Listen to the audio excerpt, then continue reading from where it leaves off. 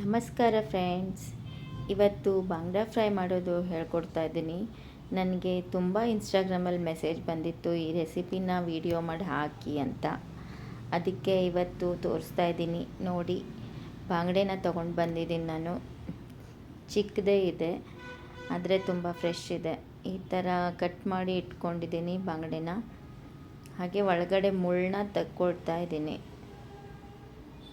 ತಲೆ ಭಾಗ ತೆಗ್ದಾದ್ಮೇಲೆ ಈ ಥರ ಸ್ಪ್ರೆಡ್ ಮಾಡಿಕೊಂಡು ಮುಳ್ಳು ತೆಗೆದುಬಿಡಬೇಕು ಫ್ರೆಂಡ್ಸ್. ಈಗ ನೋಡಿ, ಮಿಕ್ಸಿ ಜಾರ್ಗೆ ಹುಣಸೆಹಣ್ಣು, ಖಾರ ಪುಡಿ, ಧನಿಯಾ ಪುಡಿ ಹಾಗೆ ಅರಿಶಿಣ ಪುಡಿ ಹಾಕ್ತಾಯಿದ್ದೀನಿ. ಅರಿಶಿಣ ಪುಡಿನ ಹಾಕ್ಕೊಂಡು ಸ್ವಲ್ಪ ನೀರು ಹಾಕಿ ಮಿಕ್ಸಿ ಮಾಡ್ಕೊಳ್ಳಿ. ಅದು ಪೇಸ್ಟ್ ಥರ ಆಗುತ್ತೆ ನೋಡಿ, ಈ ಥರ ಆಗುತ್ತೆ. ಅದಕ್ಕೆ ಉಪ್ಪು ಹಾಕಬೇಕು.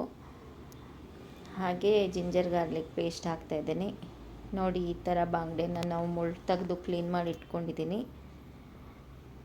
ಈ ಥರ ಎಲ್ಲ ಮಸಾಲೆನ ಹಚ್ಕೋಬೇಕು ಹಿಂದೆ ಮುಂದೆ ಚೆನ್ನಾಗಿ.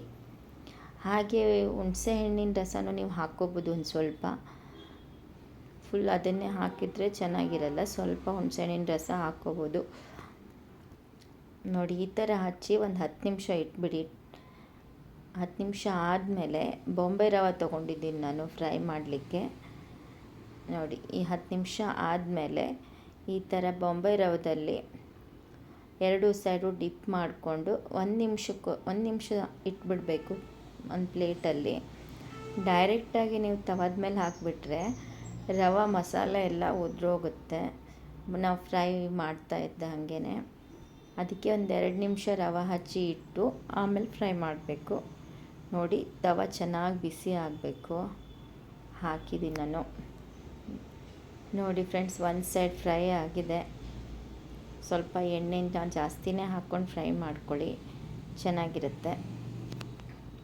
ಈ ಥರ 2 ಸೈಡ್ ಫ್ರೈ ಆದಮೇಲೆ ಇಳಿಸ್ಬಿಟ್ರೆ ಆಯಿತು.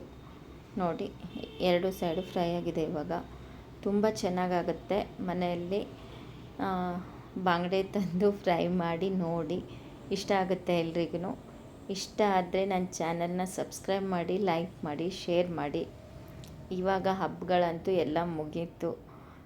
ಅದಕ್ಕೆ ಒಂದು ಸರಿ ಬಾಂಗ್ಡೆ ತಂದು ಫ್ರೈ ಮಾಡಿ ನೋಡಿ ಫ್ರೆಂಡ್ಸ್, ಎಲ್ರಿಗೂ ಇಷ್ಟ ಆಗುತ್ತೆ. ನಮಸ್ಕಾರ ಫ್ರೆಂಡ್ಸ್.